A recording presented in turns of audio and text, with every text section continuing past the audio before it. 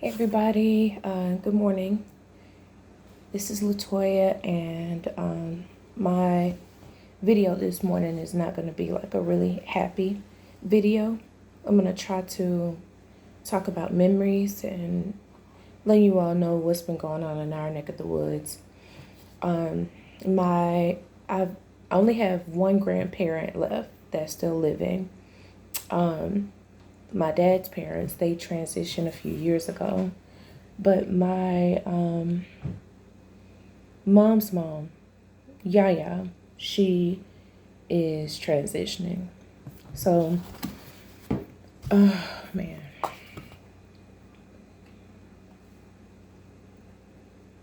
I don't even.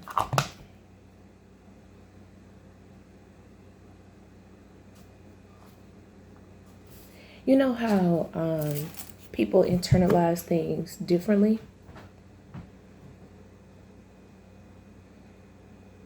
Like I can tell, like I cry when I see other people cry. Like because my mom is sad or her sister is sad. But as for me, like I'm okay until I get around everybody else. And like it's just odd knowing this person and all the things that they've been through just to stay alive throughout the years, and they have gotten to this age now to where you're watching them decline. On one end, I'm grateful that she didn't succumb to other pains of her past. But on this end, I wish that her life would have been better. I'm not really sure if I'm going to go into too much detail,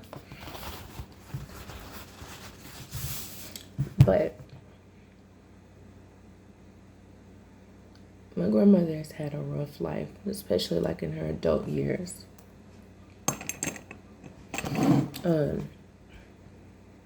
She had been married a couple of times. That first husband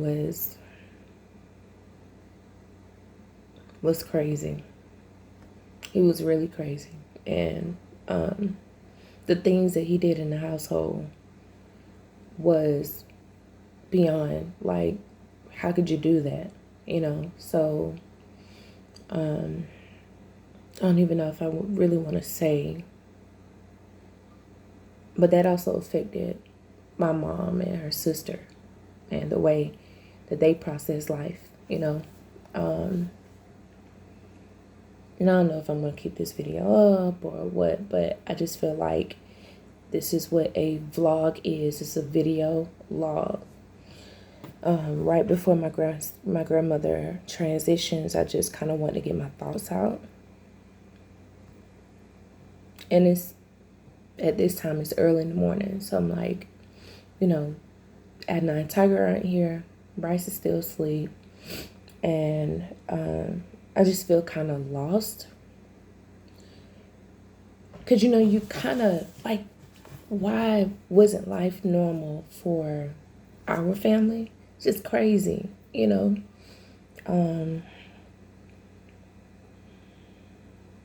So the first spouse that she had, he turned on her. And he actually did it. But then he turned it on my mom, right? And my mom got to safety. That was when she was a little kid, obviously. So trauma and craziness started early. And then the second spouse, because she eventually got away from him. You gotta, back in the day, you have to realize women didn't really have rights like that. You probably called the police and they found out that it might have been between husband and wife. And because a person knows a person, or they may have so many different connections, they can get out of it. It's like, oh, I'm just taking care of my household. I can't believe life used to be like that. Society used to be like that, where a woman would be crying out for help. Like, hey, this just happened to me. And that's why a lot of women stay. I'm realizing now, like, because what type of rights did they have? And this is not about women's rights. This is about just feeling like it's a life of pain. Like, and then when she got to that second spouse, I don't even know if I'm at liberty to even say what all he did to the whole entire family unit. But you can imagine, and that messed everybody up. And so just imagine growing up during that time, you know, especially for my mom and her sister. And then by that time, she had like stepsisters, stepbrothers. You know, who do you go tell certain things? That's why when people meet me and are like, you know, you've been married before, like, why don't you date? Because not that it's not people coming around to ask me, but when I have firsthand knowledge of knowing that you got some crazy people that will try your children when you are not home, that sickens me, right? So it's like if I see that certain thing in a guy or whatever, I don't want you around. I can put that time off in my life so I can focus on finish raising my kids, unless I feel like God sends me the spouse that he has set out for me, and I can feel safe, and I can my children can feel safe around that person. You know, a lot of times life is layers deep, and you may not understand why a person acts the way that they do, or because it doesn't seem normal. Like, Toy, you 42, you've been like divorced since Halloween 2014. You've never gotten remarried within this span of 11 years? No. Like, I've gone out to eat a couple of dates, but I've also just kind of like been wanting to slow things down unless I feel extremely comfortable to bring that man around my children. And I knew at that point, when my kids were younger, my children were top priority. And I wanted to make sure I didn't have to worry about anything going on in the home around them, and to them while I was not present. Things happen, and people have to really, really realize, like, don't play. You know, that's why I can't understand how some women, they will hurry up and start dating a guy, and you got kids, and you hurry up and move into the man's house. I'm like, did you consider your kids? Did you even think about, you know, some people's family doesn't have the ABUSE in their past. So you may not think about things like that. But then, you know, later on when your child tells you, because like I saw a lady on YouTube, her own spouse had been doing that to her kids, and she was broken. And I hate that, because the mental of what happens to a child after that point is crazy. So they may act out on either end of the spectrum. They may go and be too docile, or they may go and be extremely like, I'll do this and I'll do this to you if you ever do this to me. You know, it's from one extreme to the next. And either one of those extremes are not good, because you don't want people to grow up and not feel normal about their lives, feel like they did something wrong, and feel like they've got to constantly prove themselves. And so the reason why I just wanted to share this, because number one, I wanted to pay homage to my grandmother, but I also just wanted to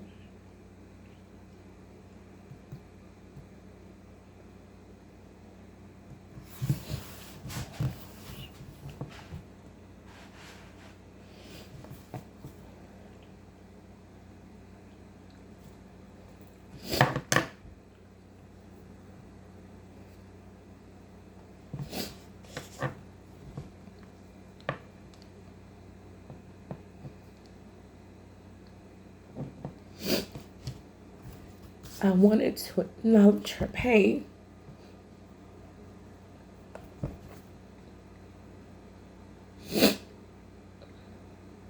You know, people can hold on to that stuff because they feel like,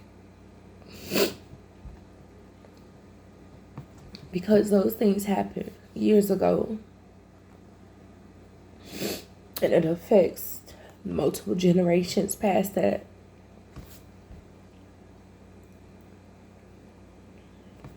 They hold on to it. And you know, sometimes people, they don't realize that holding on to bitterness and grief and not just unforgiveness, but you know, those things can create sickness in your body. So if there's anybody that you gotta forgive, even if they were wrong, forgive them, because those things manifest into sickness. Have you ever been okay, like having a good day, and that one person that completely pisses you off, they know how to say that right thing to just kind of make you, you know, you go from feeling happy to really, I hate to use something corny, but nuck if you buck, you know, like they just make you really angry. And so your emotion changes from like extremely happy to extremely pissed off. So that means that your emotions can cause an elevation in your blood pressure. It can cause an elevation in your fight or flight. Your emotions have 100% to do with the outcome of your body in certain instances. Of course, you can have other things going on in your body, but make sure you get those things out. Make sure you deal with them head on. But make sure that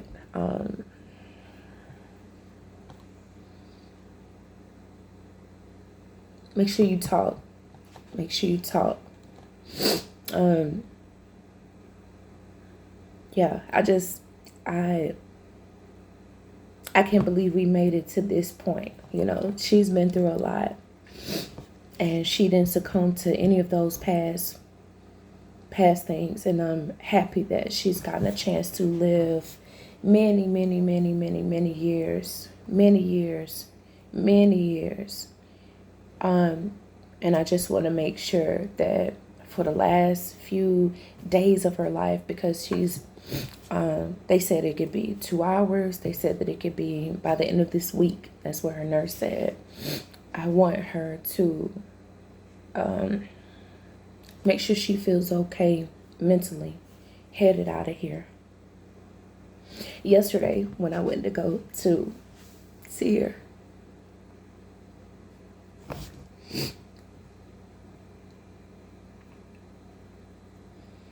I sung her a little song.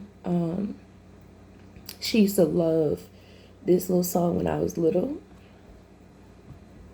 It was everything that happened to me that was good, God did it. God did it. And I have the morning voice, so y'all don't pick at me, but I'll link it in the description. And so she looked at me very feeble, very weak. And she looked at me and she was like, and I said, you remember that song? And so she was struggling to say the person's name. And so we can kind of tell what she said because she was trying to say it. And so I was like, you know what? I only want to say good things around her. I only want to make sure that she has happy memories leaving out of here. I only want to make sure, like, you know, what a crazy thing to be on your deathbed and then like you feeling lonely, because that's what her sister did. Like I used to go down to Florida and be there after church. Like after church, I would go ahead and go to the rehab center because my aunt suffered a stroke during like a year after COVID. So, you know, COVID hit 2020 and 2021. No, she had already suffered a stroke. So my apologies, you all.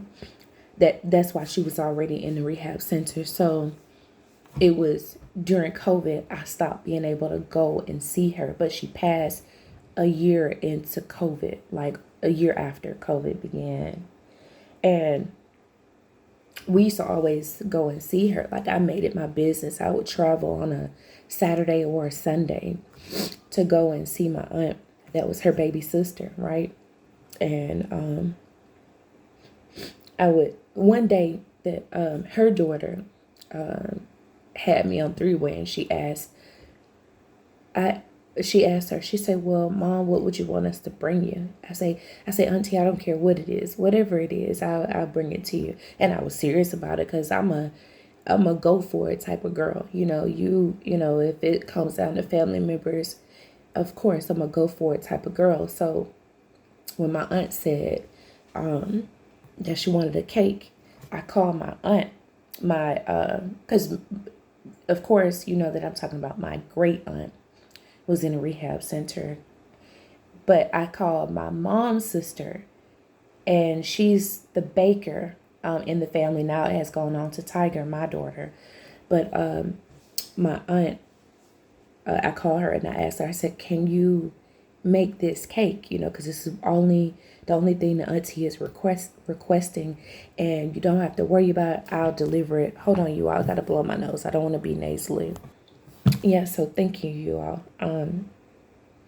So my aunt made the cake, and I set out with her daughter, my great aunt's daughter, and we ended up going down to Florida and delivering this cake. And you should have seen her face. Like, although she was in a rehab center, you know, of course, because she had gone through a stroke or whatever, she was so happy to get this cake. And I think she was like not really verbal at that time. She could kind of say certain things, but you would have to make it out. And it made me feel very, very happy to be able to deliver that to my grandmother's baby sister, because it was only two of them left at this point in time. My other aunt, her oldest sister, she passed away in the Bronx maybe a few years before that. It was like, you know, a lot of things happened during COVID, so my time is lost. But yeah, so long story short, this is just like me hashing out old memories. You know, when you're getting ready to go through a death, or you're witnessing you know, this time period, you just need to get some things out. And I apologize if this video is a downer for other people, but this is very different for what I normally would post. But I feel like people need to know, like, you know, yeah, I feel like people need to know. And this is my experience. These are my raw thoughts right now. Just praying for anybody that just has felt their life was just like a whole bunch of roller coaster. You went through so much in your younger years, and you just feel like your life was never realized. Like you always were on the run because something crazy was going on then. And then when you finally got to an age, it was like you know, nothing really was working out for you. Because my grandmother has been through a lot, you all. But I'm grateful. I'm gonna go. I'm struggling, like, do I go to church this morning? Because it's early, so I still have time. Like, do I go to church this morning? Or do I just go to the park, go feed the geese, turn on church this morning? And then that place where I go feed the geese is not too far from where my grandmother is at my aunt's house. And then just going over to her, because the timeline that they gave us, I kind of want to stick very close to my mom and kind of just make sure that I'm there for her and her sister. You know, it pretty much is any minute now. So I don't know. I'm gonna finish up with this video. I hope y'all don't judge me, but I had to get my raw thoughts out. And I may not even keep this video up. I don't know. You know, people say that because it's like, well, I don't want y'all to think I'm crazy or anything. Like, why is she sharing this? But other people shared their pains and life. Okay, so I don't care. I'm going to upload it. I hope you all have a good day, you all. Please be in prayer for my family. Please be in prayer for my family. It is so many different layers deep. This ain't all, though. This is not it. It's not it. I wish I can go into detail about my other thoughts, what's heavy on my mind.